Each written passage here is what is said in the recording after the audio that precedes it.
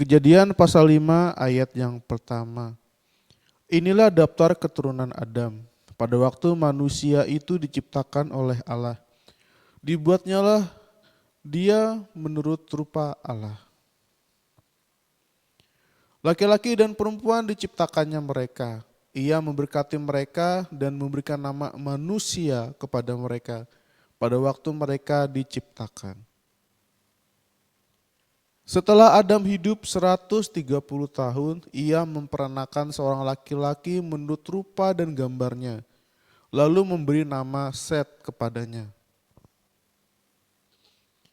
Umur Adam setelah memperanakan Set 800 tahun, dan ia memperanakan anak-anak lelaki dan perempuan. Jadi Adam mencapai umur 930 tahun lalu ia mati.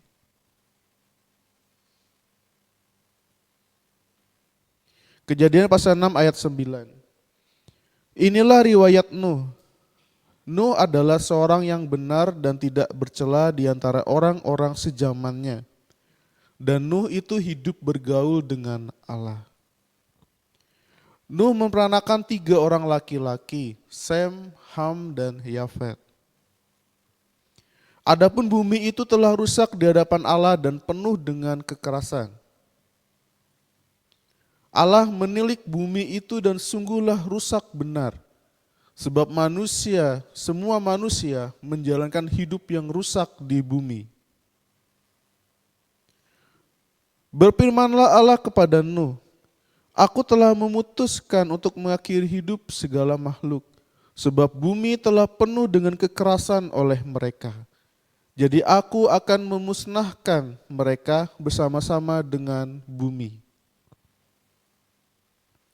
Buatlah bagimu sebuah bahtera dari kayu gofir, bahtera itu harus kau buat berpetak-petak, dan harus kau tutup dengan pangkal dari luar dan dari dalam. Beginilah engkau harus membuat bahtera itu 300 hasta panjangnya, 50 hasta lebarnya, dan 30 hasta tingginya. Buatlah atap pada bahtera itu dan selesaikanlah bahtera itu sampai sehasta dari atas, dan pasanglah pintunya pada lambungnya. Buatlah bahtera itu bertingkat bawah, tengah, dan atas. Sebab sesungguhnya aku akan mendatangkan air bah meliputi bumi untuk memusnahkan segala yang hidup dan yang bernyawa di kolong langit. Segala yang ada di bumi akan mati binasa. Tetapi dengan engkau aku akan mengadakan perjanjianku dan engkau akan masuk ke dalam bahtera itu. Engkau bersama-sama dengan anak-anakmu dan istrimu dan istri anak-anakmu. Dan dari segala yang hidup, dari segala makhluk, dari semuanya haruslah engkau bawa satu pasang ke dalam bahtera itu, supaya terpelihara hidupnya bersama-sama dengan engkau. Jantan dan betina harus kau bawa. Dari segala jenis burung dan dari segala jenis hewan, dari segala jenis binatang melata di muka bumi, dari semuanya itu harus datang satu pasang kepadamu supaya terpelihara hidupnya. Dan engkau, bawalah bagimu segala apa yang dapat dimakan. Kumpulkanlah itu padamu untuk menjadi makanan bagimu dan bagi mereka. Lalu Nuh melakukan semuanya itu tepat seperti yang diperintahkan Allah kepadanya. Demikianlah dilakukannya.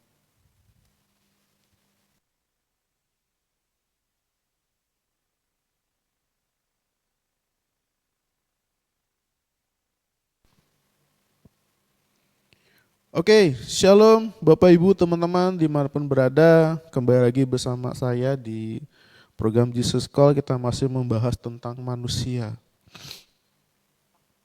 Kita sudah membahas panjang lebar dan dalam tentang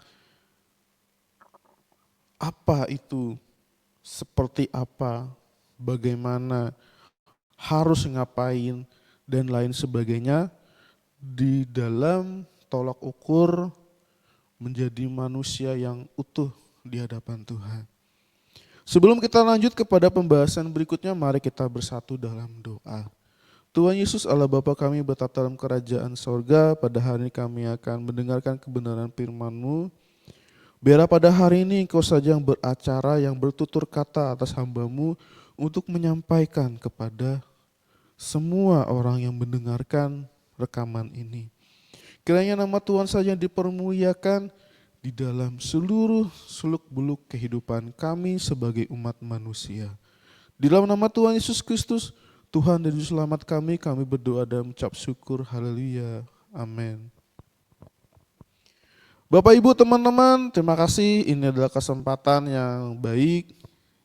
Ini adalah mungkin pertemuan terakhir untuk pembahasan tentang manusia. Seperti yang kita baca tadi sudah tersingkap, tertulis tentang manusia. Bagaimana manusia ada makhluk hidup yang sangat kompleks, satu dengan yang lainnya berbeda, satu dengan lainnya itu unik, satu dengan yang lainnya itu punya ciri khas masing-masing, satu dengan yang lainnya itu berbeda, baik rupa, baik karakter, baik tingkah laku, gaya hidup, kebiasaan, budaya, semua orang tuh berbeda-beda. Asik ya, begitulah bagaimana Tuhan menciptakan manusia yang daripada awalnya diminta untuk beranak pinak dan penuhi bumi. Tuhan bilang di Kejadian. Bapak Ibu teman-teman, saya belajar banyak tentang apa yang terjadi di dalam ruang lingkup kehidupan saya. Dari banyaknya peristiwa yang terjadi, itu menjadi pembelajaran buat saya. Dalam setiap kejatuhan dan kegagalan saya, itu menjadi sebuah pengalaman. Yang mana pengalaman ini memberikan saya suatu hikmat untuk bisa sedikit lebih baik daripada yang kemarin. Jadi kita hidup ini Bapak Ibu teman-teman bukan berarti atau kita harus menjadi seperti si A atau menjadi seperti si B atau menjadi seperti si C, tidak. Tapi yang saya tahu adalah kita hidup itu harus lebih baik dari yang kemarin. Itu sudah pasti. Dan saya belajar kalau saya bisa dan kalau kita bisa untuk mematok batasan bahwa kita harus lebih baik dari kemarin dan besok harus lebih baik daripada hari ini. Itu bagaimana kita bisa berjalan step by step kehidupan kita.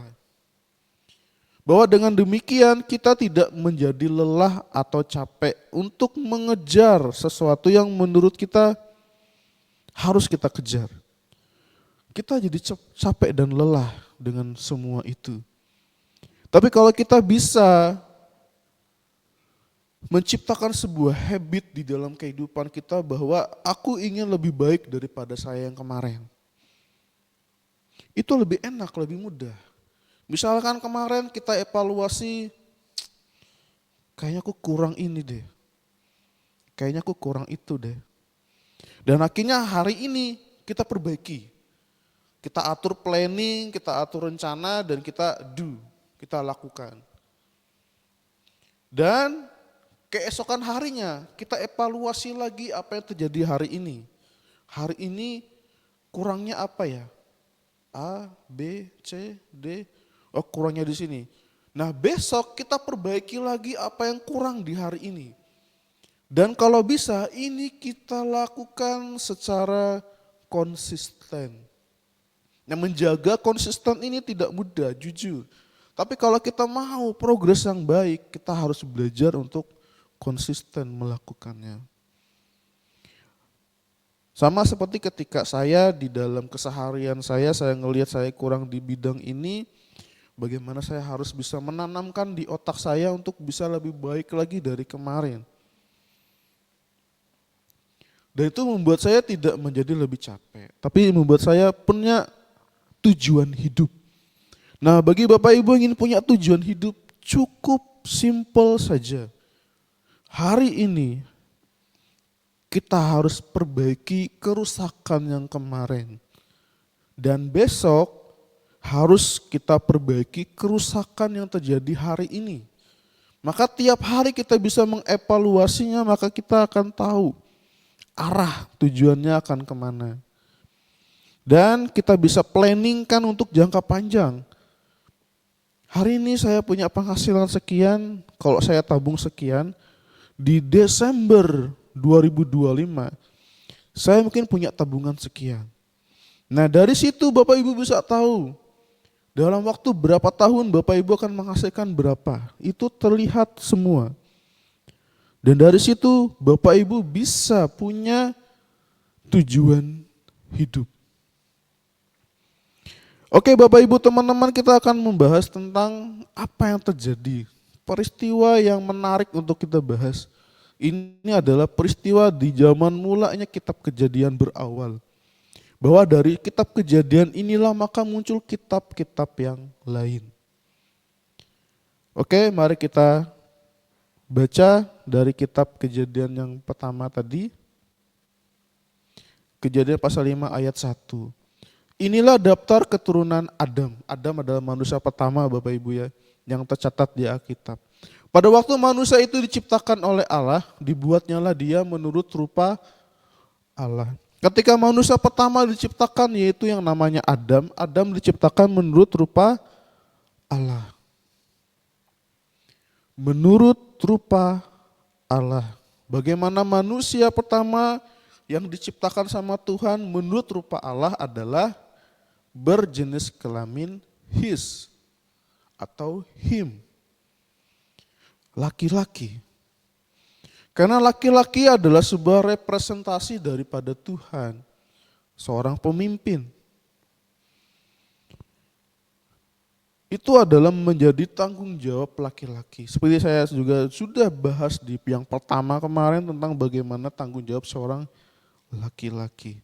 Oke, lanjut ayat berikutnya. Laki-laki dan perempuan diciptakannya mereka. Ia memberkati mereka dan memberikan nama manusia kepada mereka pada waktu mereka diciptakan. Oke, kita garis bawahi kata manusia. Berarti di dalam kitab Kejadian pasal 5 ayat 2 ini baru pertama kali Tuhan menggunakan nama manusia untuk menginventarisir kita, mengkategorikan kita ini yang diciptakan sama Tuhan. Pada waktu mulanya kan Tuhan menciptakan hewan binatang kan kepada Adam, untuk bagaimana Adam menginventarisir nama-nama hewan ini. Oke. Nah di kitab Kejadian pasal 5 ayat 2 ini Tuhan lagi yang menginventarisir. Begitu Adam dan Hawa diciptakan, laki-laki dan perempuan diciptakan oleh Allah, dan Allah menamai mereka manusia. Dan diciptakan sesuai dengan rupa dan gambarnya Tuhan. Jadi Bapak Ibu teman-teman, siapapun kita saat ini, dimanapun kita berada, di dalam setiap bagaimanapun keadaan dan kondisi kita, you must know, Anda harus tahu bahwa Anda adalah representasi Tuhan. Karena Anda adalah serupa dan segambar dengan Tuhan. Yang menjadi pembedanya hanyalah ada di ayat selanjutnya. Mungkin bisa ditampilkan. Setelah Adam hidup 130 tahun, ia memperanakkan seorang laki-laki menurut rupa dan gambarnya, lalu memberi nama Set kepadanya. Menurut rupa siapa? Adam berumur 130 tahun, memperanakan seorang laki-laki, menurut rupa dan gambarnya Adam. Menurut rupa dan gambarnya Adam. Nah bagaimana itu semua terjadi, peristiwa itu terjadi, bagaimana ketika Adam itu menurut rupa dan gambar Allah, sehingga anak yang dilahirkan oleh Adam menjadi serupa dan segambar dengan Adam. Dan begitu seterusnya sampai kepada hari ini saya, Bapak Ibu dan teman-teman semua. Itulah peristiwa bagaimana terjadinya yang namanya sebuah populasi manusia. Sehingga di satu tempat dengan tempat yang lain berbeda-beda. Satu tempat dengan tempat yang lain manusianya berbeda-beda. Ada yang berkulit hitam, ada yang berkulit putih, ada yang berkulit sawo matang, ada yang punya mata sipit, ada yang rambutnya keriting, dan lain sebagainya. Bahwa bagaimana manusia beranak pinak menghasilkan rupa dan gambarnya. Akhirnya di situ tercapailah tujuan yang ingin Tuhan kehendaki, yaitu bagaimana bumi dipenuhi oleh manusia. Pada konteks awalnya itu dulu yang harus kita catat Bapak Ibu teman-teman ya. Bagaimana Tuhan sebenarnya ingin bahwa manusia bisa memenuhi bumi. Pada awalnya seperti itu. Walaupun pada kejadiannya, peristiwanya pun melenceng jauh sampai kepada kita saat ini. Orang yang berbeda, tapi peristiwa yang sama. Dengan teknologi perkembangan zaman yang berbeda. Semua itu saling berkorelasi Bapak Ibu teman-teman. Bagaimana dengan zaman kitab Kejadian sampai kepada saat ini itu sesuatu yang sama persis. Sama persis. Kenapa saya bilang sama persis? Kita lanjut ayat berikutnya. Umur Adam setelah memperanakan Set 800 tahun dan ia memperanakan anak laki-laki dan perempuan. Makanya saya sampaikan bahwa umur Adam itu lebih dari 120 tahun. Tercatat di situ umurnya berapa? 800 tahun. Kok bisa sampai umur 800 tahun? Saya sampaikan tadi juga, itu semua ada faktor yang namanya makanan. Karena di zaman itu tidak ada yang namanya makanan tuh ada rasa, tidak ada. Mungkin hambar, tanpa bumbu. Karena bumbu itu juga salah satu yang sedikit banyak mempengaruhi faktor genetik kita sebagai manusia sebenarnya. Tapi begitulah kehidupan Bapak Ibu teman-teman, semuanya itu ada kepentingan, hil dan hal, serta sesuatu yang diciptakan untuk bagaimana semuanya itu punya rasa. Tapi semua itu berkaitan Bapak Ibu teman-temannya. Berarti Adam ketika memperanakan Set itu umurnya adalah 800 tahun. Suatu nilai yang sangat jauh daripada Tuhan sampaikan kemarin bahwa manusia hanya akan sampai umur 120 tahun. Semakin jelas apa yang maksud Tuhan di sini ya. Itulah manusia. Oke, next di ayat berikutnya bisa ditampilkan. Jadi Adam mencapai umur 930 tahun lalu ia mati. 930 tahun itu berapa abad ya? Lama itu. Tidak ada manusia yang punya usia segitu. Tidak ada. Paling mentok 80 sudah Tuhan panggil biasanya. Kalau di abad ini ya, paling kebanyakan 50, 60 sudah Tuhan panggil biasanya. Jadi Bapak Ibu teman-teman kalau masih hidup saat ini, bersukacitalah serta berduka citalah. Kenapa saya bilang berduka citalah?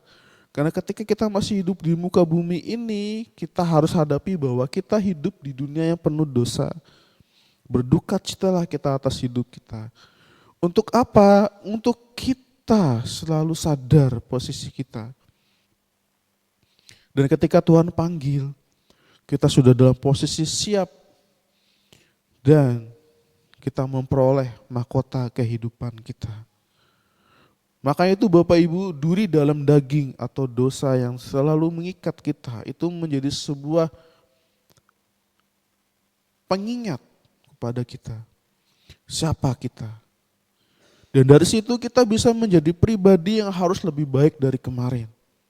Step yang paling mudah adalah kita membandingkan diri kita hari ini dengan kemarin. Itu lebih mudah ketimbang Bapak Ibu membandingkan diri Bapak Ibu hari ini dengan orang lain hari ini. Bahwa ketika Bapak Ibu membandingkan diri Bapak Ibu hari ini dengan orang lain yang punya, pasti yang namanya membandingkan itu artinya orang yang di atas kita, yang lebih daripada kita.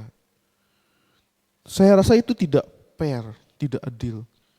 Karena di posisi kita saat ini mungkin pernah dilalui oleh orang itu di saat dia dulu. Karena setiap orang punya progresnya masing-masing. Yang paling mudah adalah bagaimana kita bisa membandingkan diri kita dengan yang kemarin. Dan perbaiki. Sehingga hari besok kita perbaiki lagi apa yang kurang hari ini. Itu lebih enak, lebih adil, lebih fair. Dan itu tidak menyulitkan kita, tidak membuat kita capek. Oke, lanjut ayat berikutnya.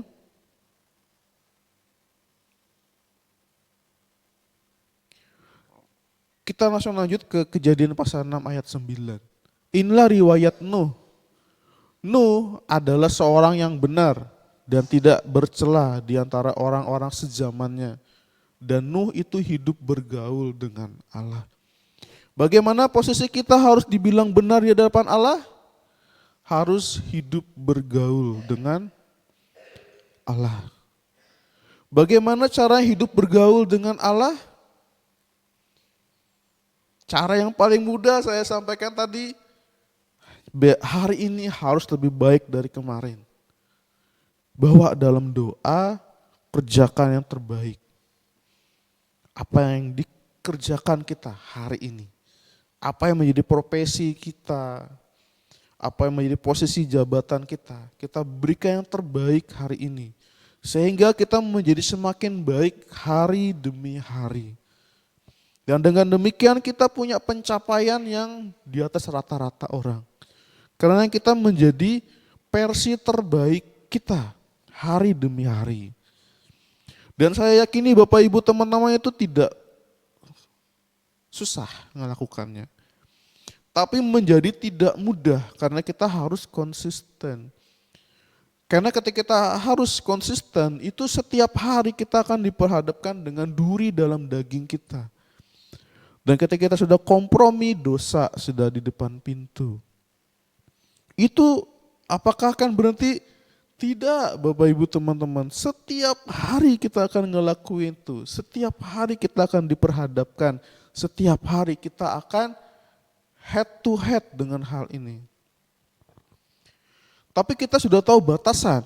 Walaupun kita sudah head to head, kita tahu batasan bahwa kita harus lebih baik daripada kemarin. Apa yang harus kita lakukan? Kita harus buat planning sehingga kita bisa fokus. Contoh, ketika saya setiap pagi itu pasti dulu dalam daging saya muncul. Salah satu cara saya adalah saya mulai membuka sosmed saya. Yang saya putar apa? Sesuatu yang mengasah otak saya. Karena saya lemah, kurang, kalah di bidang finansial keuangan, maka itu yang saya buka. Entah saham lah, entah emas lah, entah reksadana lah, entah bagaimana bikin bisnis lah, bagaimana buat produk digital lah, bagaimana memulai link ID lah dan lain sebagainya. Itu saya tiap hari Bapak Ibu teman-teman, saya ngasah otak saya membuat otak saya, pribadi saya itu menyimpang dari apa yang daging saya mau. Daging saya tuh maunya dosa. Supaya saya tidak dosa, saya mengarahkan otak saya untuk kepada sesuatu yang positif. Tiap hari saya lakukan itu Bapak Ibu teman-teman. Kadang bisa lemah, loss, tapi kadang saya bisa lepas.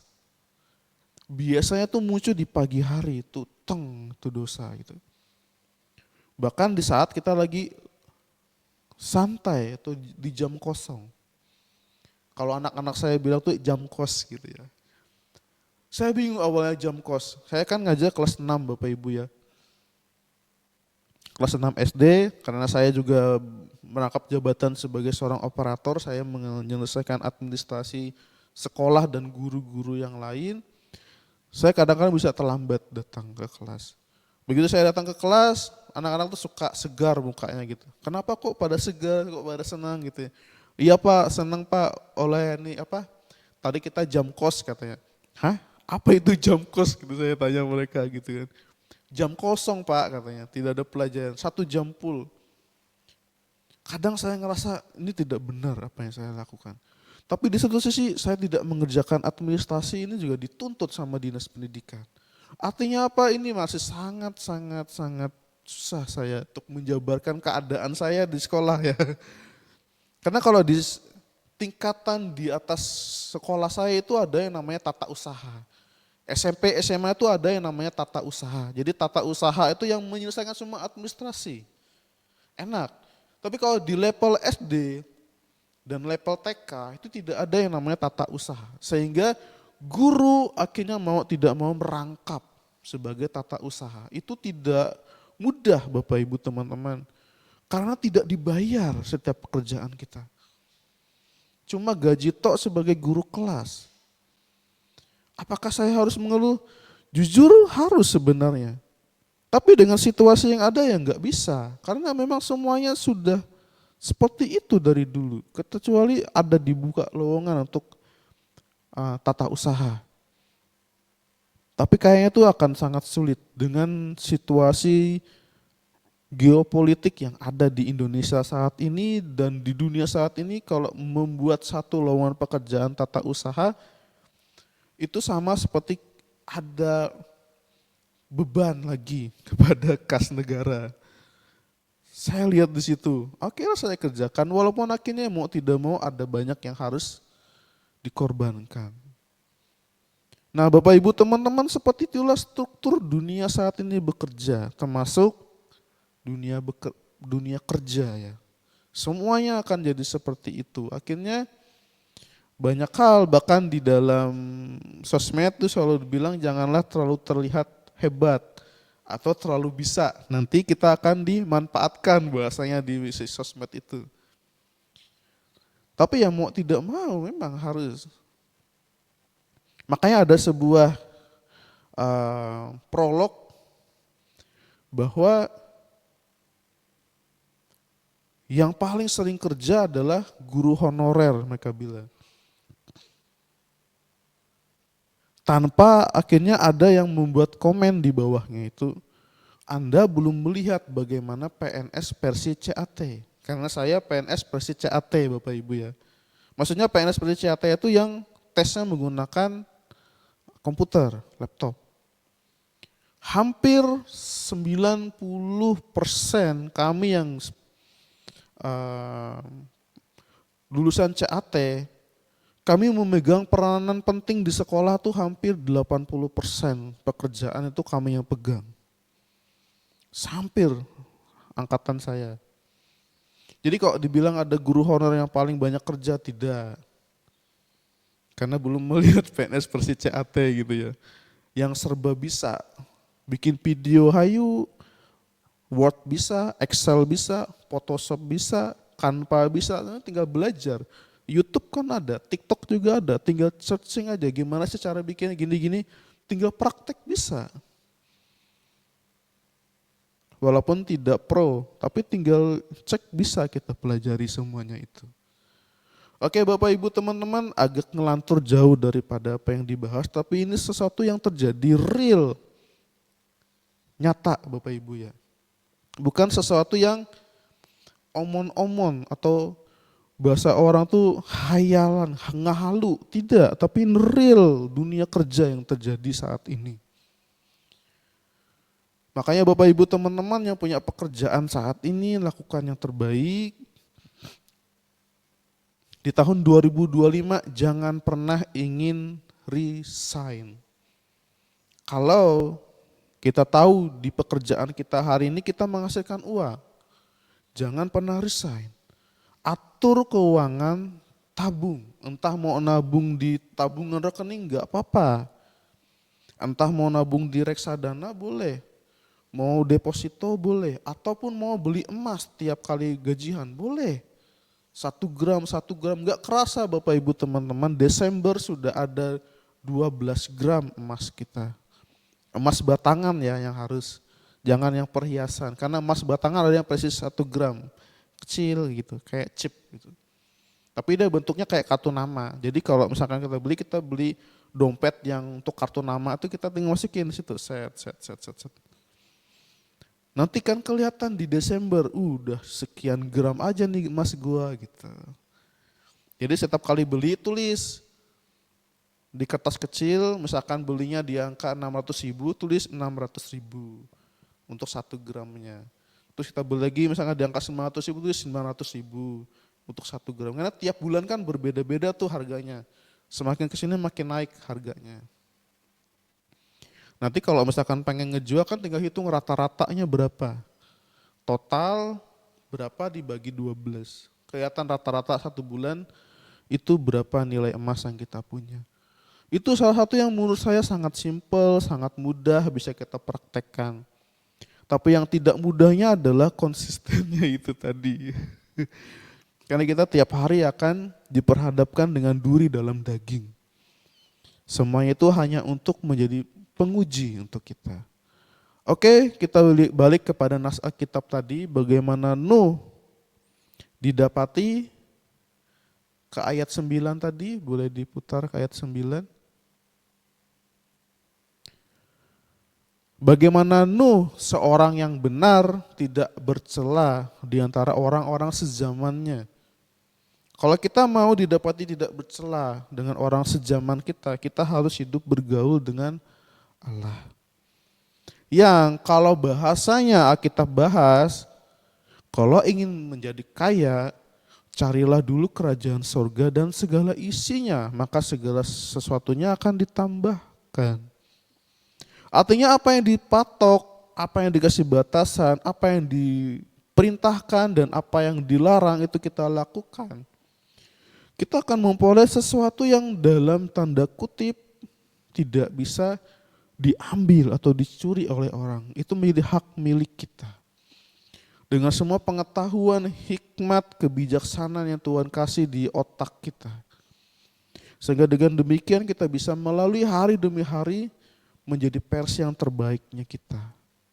Bukan versi terbaiknya orang lain loh ya. Jangan capek kita ngikutin itu. Tapi jadi versi terbaiknya kita hari demi hari menjadi semakin baik. Dengan demikian kita akan melihat progresnya yang kita tidak akan tahu. Setahun kemudian, 2 tahun kemudian, 3 tahun kemudian tidak ada yang tahu. Kita harus belajar untuk dari hari ini. Oke, lanjut ayat berikutnya.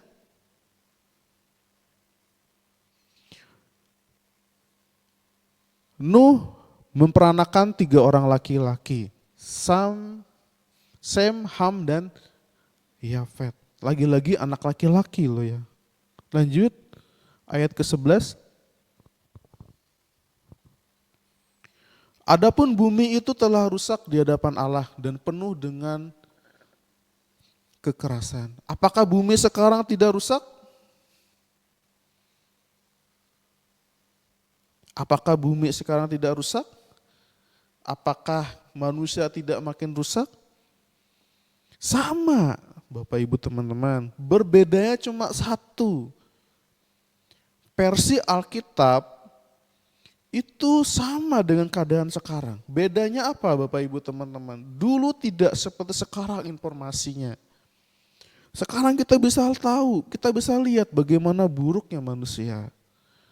Satu dengan yang lainnya berbuat jahat, ngelakuin A, ngelakuin B. Kita bisa lihat di layar smartphone kita. Sangat berbeda dengan zaman dulu. Zaman dulu tidak ada pusat informasi sepesat sekarang.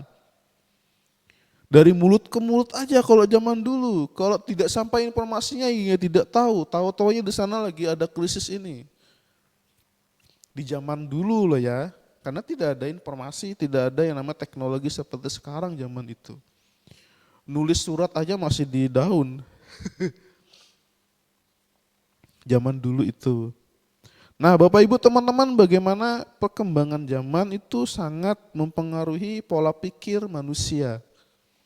Semakin dia melek teknologi, semakin dia punya pola pikir maju.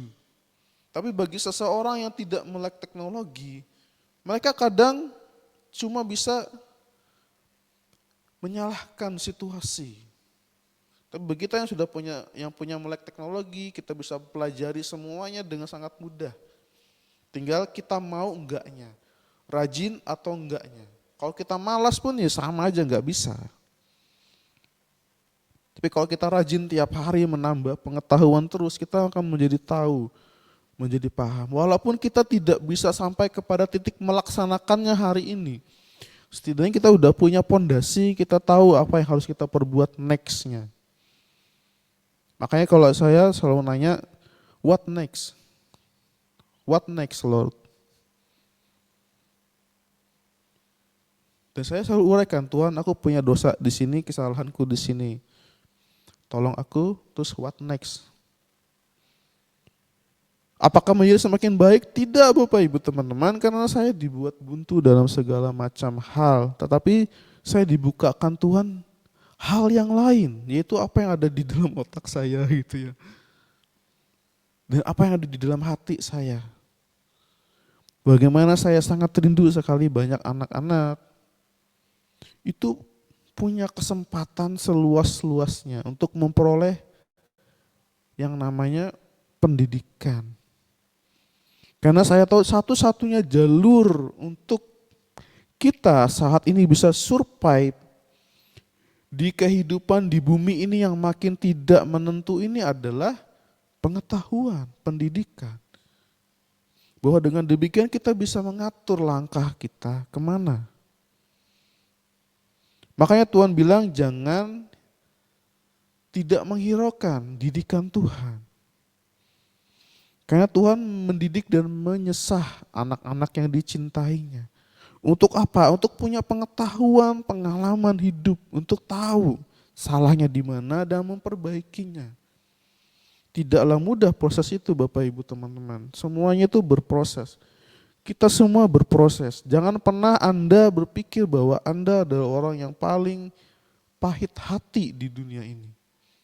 Karena setiap manusia itu punya masalahnya masing-masing. Diperhadapkan sama Tuhan di level tertentu. Untuk apa? Untuk anaknya bisa belajar. Untuk bisa menjadi versi terbaiknya hari demi hari. Oke Bapak Ibu teman-teman, kita belajar yang namanya bagaimana manusia dengan bumi yang saat ini tidak semakin baik-baik saja. Dan apa yang terjadi, kita lanjut ke ayat berikutnya. Adapun bumi itu telah rusak di hadapan Allah dan penuh dengan kekerasan. Ingat kekerasan, bagaimana Kain membunuh Habel. Kekerasan terjadi. Lanjut ayat berikutnya. Allah menilik bumi itu dan sungguhlah rusak benar. Sebab manusia menjalankan hidup yang rusak di bumi. Bagaimana sih hidup yang rusak itu Bapak Ibu teman-teman? Hidup yang rusak itu adalah hidup yang semau gue. Bagaimana hidup yang semau gue? Suka-sukanya saya. Saya mau gimana itu urusan saya. Gak penting orang lain. Itu hidup yang rusak menurut saya. Tapi hidup yang benar itu mau mengevaluasi kerusakannya di mana dan mau mendengar apa kata orang. Orang bilang, kamu itu salah di sini, di sini, di sini. Sakit telinga, pedas mendengarnya, betul. Tapi kasih waktu 1-2 jam untuk kita berpikir. Yang orang lain ini omongkan benar tidak? Kalau orang lain ini omongkan benar, berarti kita harus memperbaikinya. Kalau 1-2 jam itu kita berpikir dan bahwa enggak seperti itu kok, cukup kita buktikan kalau yang dia katakan itu salah. Dengan demikian kita bisa punya yang namanya integritas hidup. Bagaimana integritas hidup itu adalah kita independen diri kita. Tapi diri kita yang independen ini tidak boleh yang semau gue. Suka-suka saya, tidak. Kita harus bisa ngelihat salahnya di mana dan kita harus perbaiki itu. Itu yang saya pelajari hari demi hari Bapak Ibu teman-teman. Tidak menjadikan saya lebih baik, tidak. Tapi saya tahu saya salahnya di mana dan saya tahu harus ngapain. Walaupun saya tidak bisa secepat itu untuk memperbaikinya, saya kasih kesempatan buat Tuhan tolong untuk saya bisa menyelesaikan ini masalah. Karena ini masalah kok tidak selesai, saya akan mati nih ke depannya nih. Apakah langsung dijawab sama Tuhan? Tidak. Tuhan kasih yang namanya jalan, kita yang jalan, kita yang do. Dan di situ ada hil dan hal yang harus kita kerjakan. Tetap harus dengar-dengaran akan apa yang Tuhan sampaikan. Lanjut ayat berikutnya.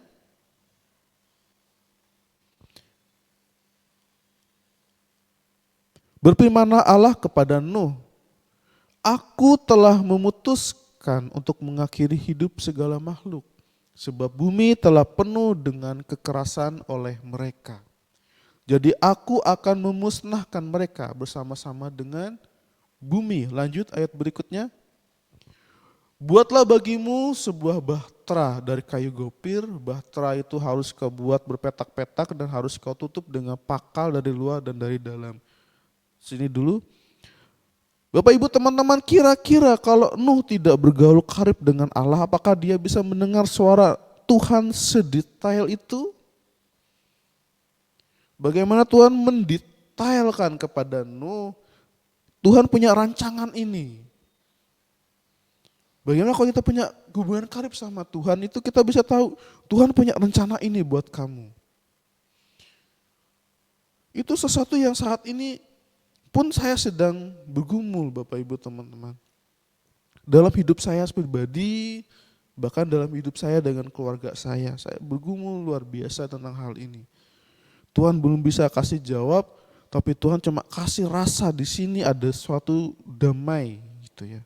Sukacita di sini.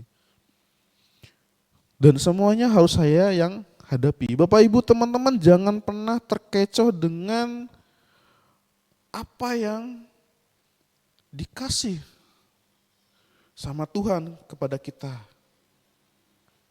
Tapi kita harus fokus kepada apa yang harus kita kerjakan dengan apa yang Tuhan kasih ini. Kalau Tuhan cuma ngasih oke, apa yang kita kerjakan dengan yang Tuhan kasih ini? Karena yang mengerjakannya kita, secara daging itu kita. Jangan secara roh, kalau secara roh mati konyol kita. Tapi yang mengerjakannya kita secara daging ini. Harus kita kerjakan yang terbaik. Jadi Bapak Ibu teman-teman, bagaimana Nuh dengan bergaul karib dengan Allah, dengan Tuhan, dia punya pendengaran secara detail Tuhan kasih kepada dia. Detailnya bagaimana? Coba lihat ayat 15 yang berikutnya. Tuhan sampaikan dengan sangat detail. Beginilah kau harus membuat bahtera itu 300 hasta panjangnya, 50 hasta lebarnya, 30 hasta tingginya. Lanjut ayat ke-16. Buatlah atap pada bahtera itu, selesaikan bahtera itu sampai sehasta dari atas, dan pasanglah pintu pada lumbungnya. Buatlah bahtera itu bertingkat bawah, tengah, dan atas. Lanjut ayat berikutnya. Sebab sesungguhnya aku akan mendatangkan air bah meliputi bumi dan memusnahkan segala yang hidup dan bernyawa di kolong langit. Segala yang ada di bumi akan mati binasa. Ayat berikutnya.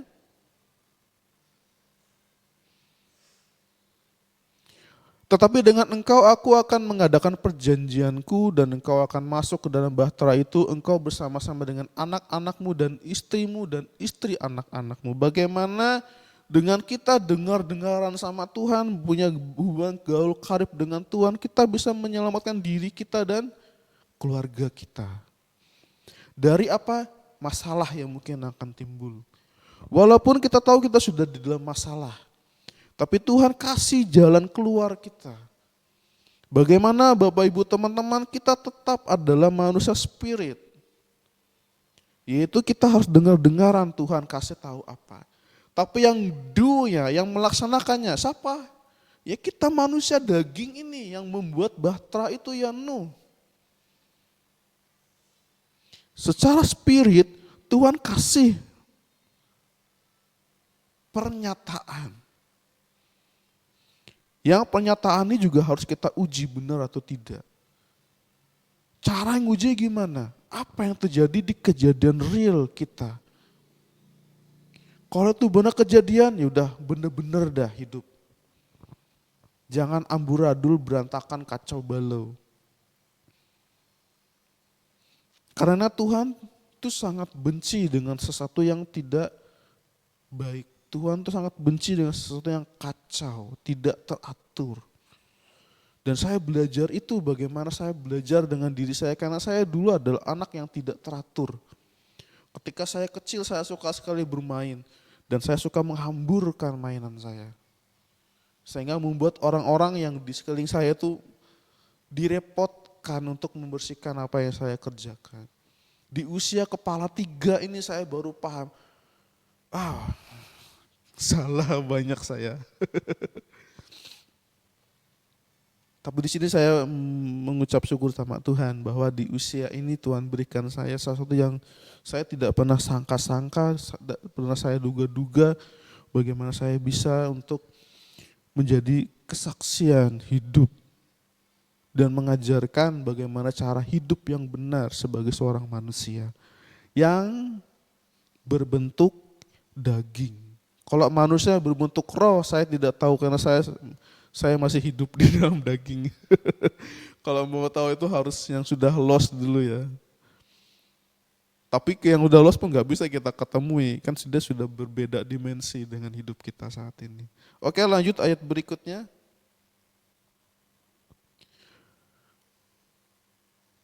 Dan dari segala yang hidup, dari segala makhluk, dari semuanya haruslah engkau bawa satu pasang ke dalam bahtera itu, supaya terpelihara hidupnya bersama-sama dengan engkau.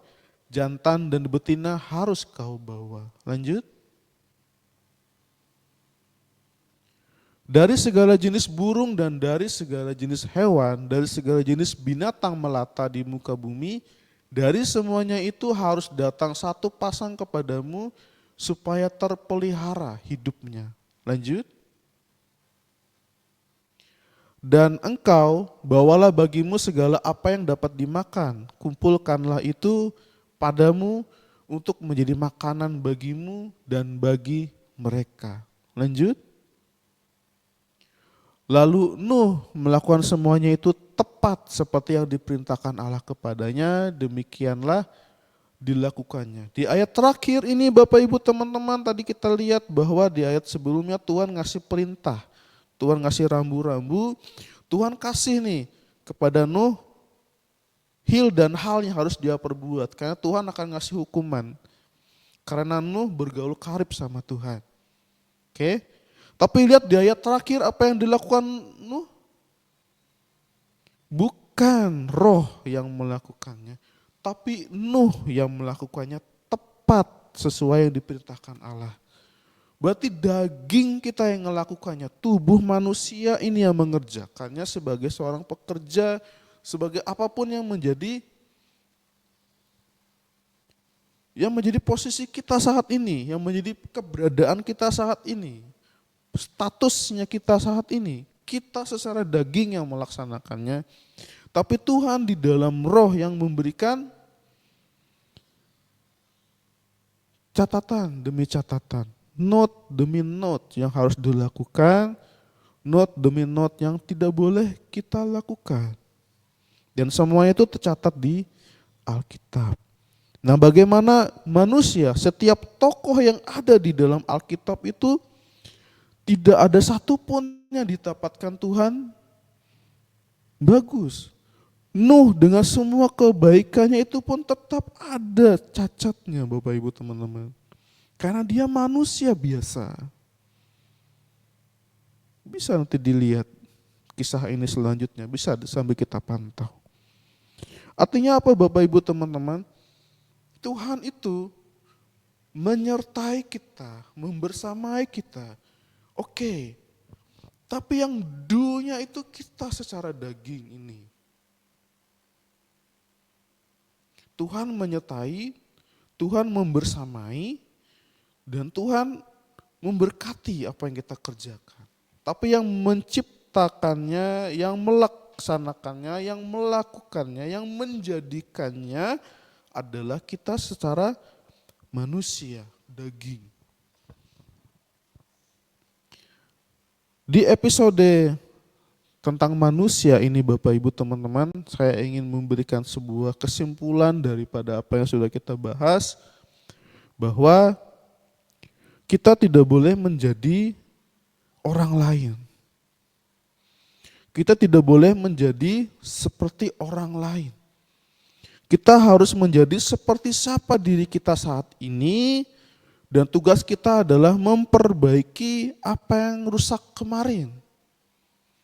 Dan tugas kita seharusnya adalah memperbaiki apa yang rusak hari ini. Makanya Tuhan bilang, cukuplah kesusahan sehari untuk sehari. Karena besok ada kesusahannya lagi. Yang bisa kita simpulkan dari perkara itu adalah kita harus memperbaiki sikap hidup kita hari ini. Setiap hari kita harus mengevaluasi diri. Bahwa segala sesuatu yang terjadi dalam kehidupan kita itu terjadi tidak serta-merta jadi, tapi ada sebab, ada akibat. Supaya akibat ini tidak makin fatal, kita kurangi sebabnya. Seperti yang saya sampaikan kemarin, ada satu quote yang saya bingung juga terlintas di otak saya dan saya sampaikan di program ini. Kita harus mengurangi nilai minus kita agar kita punya nilai jual. Nilai minus kita di bidang apa? Kita kurang di bidang ini. Kita kurangi itu, kita pelajari, kita perbaiki sehingga kita punya nilai jual sama orang. Itu yang kita jual. Bahwa kita manusia, makhluk sosial, ada saling ketergantungan. Yang kita jual adalah keahlian kita, kemampuan kita, kepiawaian kita dalam bidang-bidang yang kita kuasai. Kita kurang di bidang ini, kita perbaiki, kita pelajari, kita pangkas, kita perbaiki. Dan itu kita buktikan. Ketika sudah kita buktikan, orang lihat, oh pantas ya dia punya nilai jual ini bagus. Itu kesimpulannya saya bisa sampaikan sebagai saya pribadi, kita semua sebagai seorang manusia biasa, kita hanyalah orang remah di hadapan Tuhan. Tidaklah baik untuk kita saling menghakimi. Tapi adalah baik bagi kita untuk saling mengasihi dan memberitahu. Kalau sudah tidak bisa diberitahu, karena sudah diberitahu, pantaslah untuk dihakimi. Pantas. Karena sudah diberitahu tidak mau memperbaiki. Tapi kalau sudah diberitahu dan dia bertobat, dia kasih bukti nyata, iya dia sudah baik. Saatnya kita untuk ngerangkul. Baik perbuatanmu, bagus, yuk kita sama-sama perbaiki. Itu sesuatu yang baik menurut saya untuk bisa kita lakukan. Oke Bapak Ibu teman-teman, terima kasih untuk kesempatan yang telah diberikan. Biar ini menjadi kesaksian dan rema dan sesuatu yang bisa kita praktekkan masing-masing.